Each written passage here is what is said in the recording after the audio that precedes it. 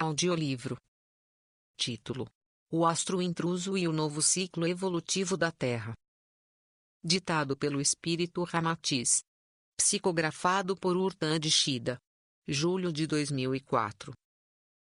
Parte 26. Pergunta: sua resposta menciona a educação. Pode dar maiores detalhes? Ramatiz: a evolução espiritual depende pura e exclusivamente da capacidade de cada um, encarnado ou não, de promovê-la. Ninguém tem o direito de obrigar o outro a ser evoluído, porque esta é uma tarefa que deve partir do íntimo, e não da vontade de terceiros. Nem Deus interfere nas decisões de seus filhos para não lhes transgredir o livre-arbítrio. O que pode ser feito é cada um patrocinar a educação, pois ao aprender o espírito pensa, e ao pensar começa a identificar onde erra e onde pode acertar. As provações são ensinamentos dolorosos, mas existem também os ensinamentos sutis que são difundidos a partir das manifestações que partem do Logos, amparados pelas hierarquias e falanges espirituais de luz. A vida é plena de princípios elevados ao redor de cada um de vocês, pois Deus está vibrando em cada átomo do universo, amando e ensinando.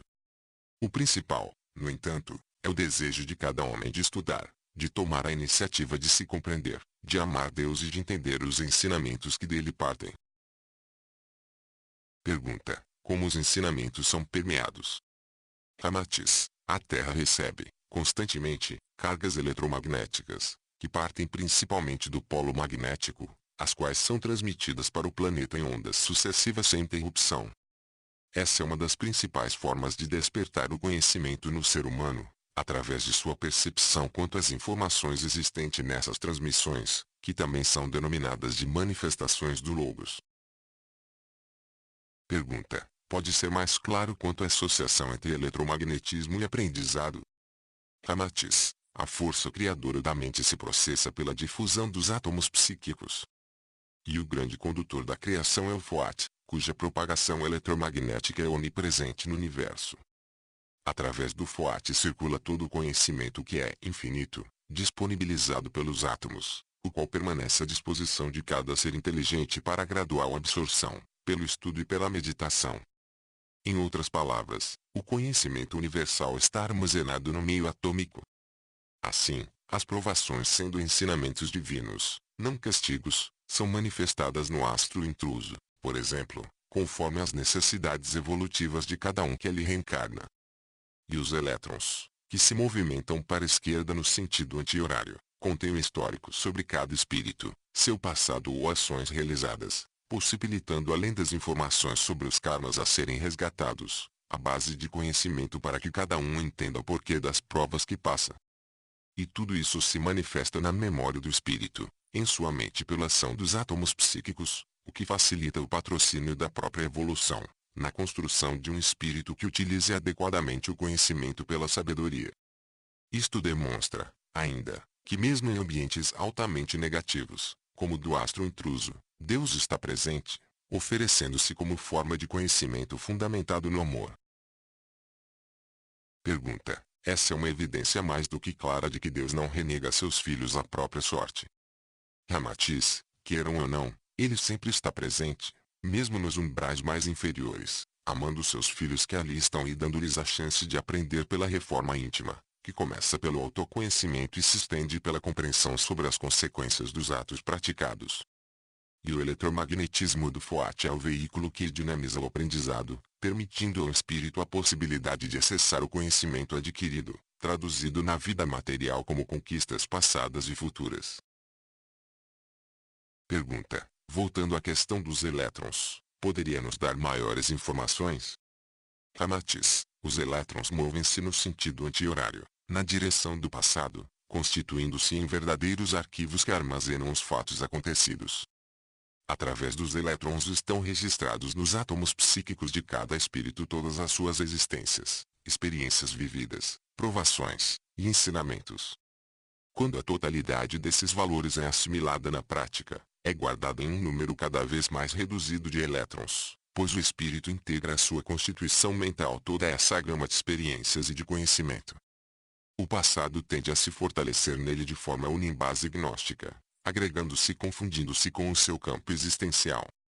E, Assim, ele vive cada vez menos de filigranas e de circunstâncias do pretérito, entendendo o passado não como um rol de sofrimentos e de ansiedades, mas como um alicerce construído para suas conquistas futuras. Quanto aos prótons, movem-se no sentido horário, na direção do futuro.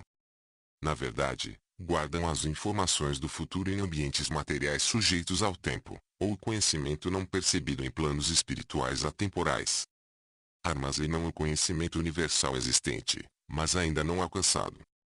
Acontece, então, dos planos espirituais de sofrimento registrarem forte carga de informações atreladas aos elétrons, com entidades ainda ignorantes prendendo-se aos acontecimentos passados na busca de vinganças e de imperfeições vividas pelos seres encarnados, sem a preocupação de entender as informações presentes no futuro através dos prótons, as quais as fariam evoluir. O mesmo acontece com os encarnados que se sujeitam sistematicamente aos acontecimentos angustiantes do pretérito, e permanecem rememorando fatos desagradáveis, sofrimentos e provações sérias, sem atentar para a perspectiva de evolução oferecida nas informações contidas nos prótons, as quais podem até apresentar soluções para os problemas do passado. A antítese disso são os planos mais evoluídos, onde justamente é dada maior atenção à busca do conhecimento novo pelas informações pertinentes aos prótons. Vive-se menos do passado, tido como simples fundamento, e preocupa-se mais com a procura no que existe no futuro, terreno fértil da evolução. Dessa forma, em espaços temporais como o da Terra é o caso do homem que não se sujeita mais aos sofrimentos do pretérito, conduzindo-os apenas como experiência, porém se preocupando mais em evoluir na busca de novos conhecimentos. No espaço espiritual, são os planos de luz, onde a busca realizada gira também em torno de novos conhecimentos visando a evolução. Pergunta: e como ficam os nêutrons nessa perspectiva?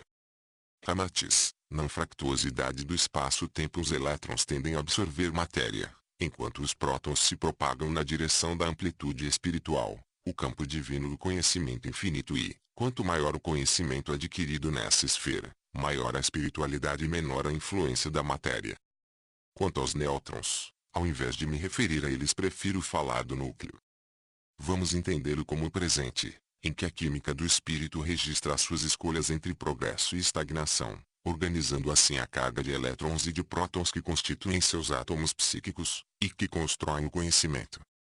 E o somatório contínuo desses instantes determina o nível de evolução, daí a evolução ser representada por cálculo integral. O livre-arbítrio, desse modo, é o determinante da função progresso espiritual. Mas vamos recordar também que o comportamento presente é função de instantes defasados, e, quanto melhor esses instantes forem percebidos em termos de aprendizado, reduz-se a quantidade de elétrons do núcleo e aumenta a carga de prótons. Pergunta: é possível esclarecer o porquê dos espíritos esquecerem com tanta facilidade o conhecimento adquirido, cometendo erros muito similares aos anteriormente praticados? Não seria mais fácil o contrário, ou seja, pôr em execução o aprendizado, visto que o eletromagnetismo transporta o conhecimento de forma contínua? Ramatiz: vamos aceitar que o conhecimento origina-se de pulsos da luz divina. À medida que ele é absorvido por determinado espírito, este o armazena de forma definitiva em seus átomos psíquicos. Mas isso não significa que vá utilizá-lo. A luz do conhecimento, mesmo dinâmica, pode ficar assim estagnada ou imobilizada conforme o livre-arbítrio determina. Quando tal processo ocorre no plano material da Terra, o armazenamento da luz estagnada, em determinada trajetória, pode corresponder a frações ínfimas de segundo nesse estado, caindo no esquecimento por não ter sido percebido o processo. Porém, transportadas para a escala espiritual, essas simples frações de segundo no éter equivalem a milhões de anos terrestres. Mas, como o plano espiritual é atemporal, o registro desprezado pode ficar nesse estado de congelamento pela eternidade, latente e inexplorado. Os homens ainda têm muito a aprender com isso, pois vincula-se à tecnologia de armazenamento da luz por intermédio do congelamento. Evidentemente que os pulsos da luz divina são contínuos, tendendo ao infinito e eternidade, fato que gera a dinâmica em torno do espírito, que em determinado momento perceberá as informações que o rodeiam e as associará ao seu arquivo que se encontra recusado, numa ligação quântica. Nos planos evolutivos da matéria, a aceitação do conhecimento, até então ignorado, pode, assim, ser despertado pela inteligência, ou pela aprovação. Mas, em algum instante, ele será aceito, como forma do espírito se adequar à dinâmica natural que o ilumina. Isso ocorre quando o livre-arbítrio percebe estar alheio a informações que trazem ao espírito maior paz interior e a autorrealização. Pergunta: isso significa que, no plano material, o conhecimento aparenta ter sido perdido, mas, na verdade, foi apenas armazenado na memória do espírito e ali esquecido. Ramatiz: fica esquecido porque o espírito não medita, não avalia o que aprendeu, não estuda.